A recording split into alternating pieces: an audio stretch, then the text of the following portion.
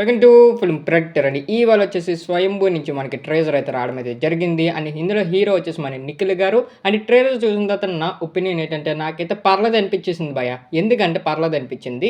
And main ఆ graphics ఏదైతే ఉందో అది నాకైతే పెద్ద గేమ్ నచ్చలేదు. అండ్ ఎందుకంటే నచ్చలేదు అండ్ మెయిన్ ఈ టేజర్ స్టార్టింగ్ నుంచి అండ్ లాస్ట్ వరకు అండ్ చాలా యాక్షన్ పెట్టుకున్నారు. అండ్ స్టోరీ ప్లాట్ కూడా మనకు ఉన్నదని అర్థమైపోతుంది. అండ్ ఆ నిఖిల్ గారిని కూడా అండ్ నీట్‌గా అండ్ ఎస్టాబ్లిష్ చేశారు అన్నట్టు నాకు అనిపించింది. అండ్ మెయిన్ సునీల్ గారి గెటప్ కూడా మనకు కొత్త రోల్ చూపిస్తున్నారు అన్నట్టు నాకు అనిపించింది.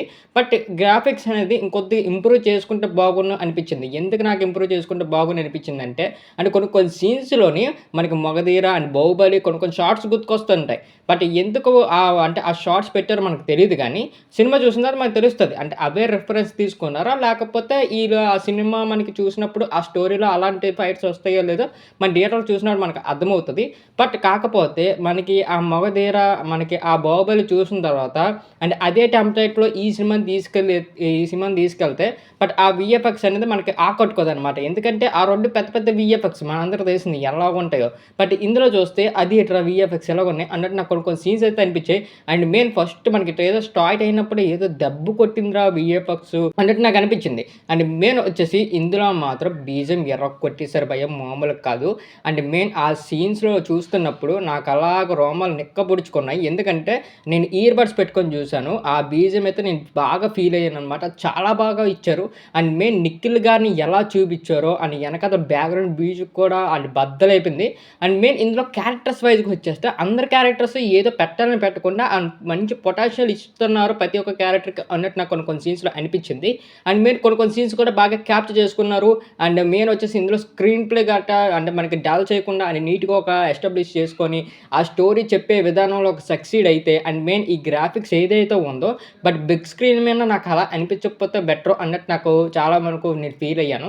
అండ్ ఈ టీజర్‌లో మాత్రం కొద్ది కొద్ది వీఎఫ్ఎక్స్ తేడా అనిపించాయి భయ్యా. అండ్ కొన్ని కొన్ని వీఎఫ్ఎక్స్ పర్లేదు కానీ కొన్ని కొన్ని వీఎఫ్ఎక్స్ తేడా అనిపించాయి.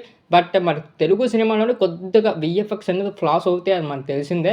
అండ్ మనకి కొద్దిగా ఇంగ్లీష్ వాళ్ళంత రేంజ్‌లో మనం పెట్టలేం గానీ బట్ చూపించినంతలో వరకు పర్లేదు అన్నట్టు అనిపించింది. బట్ బిగ్ స్క్రీన్ మీద కొన్ని కొన్ని ఆ ఎడిటింగ్ గ్రాఫిక్స్ కొన్ని కొన్ని సీన్స్ బాగా చేసుకొని చూపిస్తే ఇంకా బెటర్ అన్నట్టు నాకు అనిపించింది. But story line and main వచ్చేసి యాక్టర్స్‌ని అండ్ మెయిన్ మన నిఖిల్ గారిని చూపించే విధానం నాకు సూపర్‌గా నచ్చింది. అండ్ ఇందులో సునీల్ గారి గెటప్ కూడా అండ్ మంచి రోల్ మనకు పోషిస్తది అన్నట్టు నేను అనుకుంటున్నాను.